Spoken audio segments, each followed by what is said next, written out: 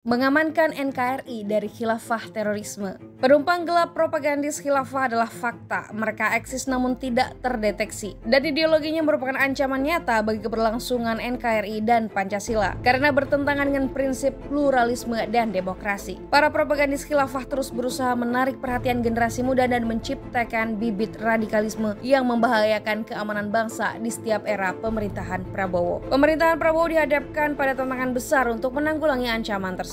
Sebagai pemimpin negara yang harus memastikan stabilitas dan keamanan nasional, Prabowo harus merumuskan strategi komprehensif menghadapi potensi penumpang gelap di kabinetnya. Langkah-langkah yang dapat diambil banyak dan ia pasti jelas lebih tahu bagaimana cara mengamankan pemerintahan barunya. Selain pendekatan keras melalui hukum dan keamanan, pemerintah juga penting untuk mempromosikan narasi kebangsaan yang inklusif dan moderat. Pancasila sebagai landasan negara harus diperkuat di kalangan masyarakat, khususnya generasi muda. Di era digital, pemerintahan baru perlu memanfaatkan teknologi informasi untuk melawan narasi radikal yang menyebarkan berbagai propaganda melalui platform digital. Sementara itu, upaya deradikalisasi juga harus dilanjutkan dengan pendekatan yang lebih efektif dan berkelanjutan. Pemerintahan Prabowo harus memastikan program deradikalisasi yang berfokus pada reintegrasi sosial bagi ex-napiter dan simpatisan khilafah dilaksanakan dengan tepat dan efektif. Peran masyarakat muslim yang moderat harus diberdayakan untuk menjaga mitra pemerintah dalam mencegah radikalisasi di tingkat akar rumput. Kesuksesan dalam mengamankan NKRI dari propaganda khilafah dan terorisme adalah tolok ukur penting bagi kepemimpinan Prabowo. Tantangan tersebut tidak hanya berkaitan dengan isu keamanan semata, tetapi juga keberlanjutan ideologi Pancasila dan masa depan NKRI. Perlu strategi politik yang komprehensif untuk mengawal pemerintahan baru. Yang jelas, penumpang gelap propagandis khilafah dan terorisme harus dimusnahkan. Wallahualam bishawab.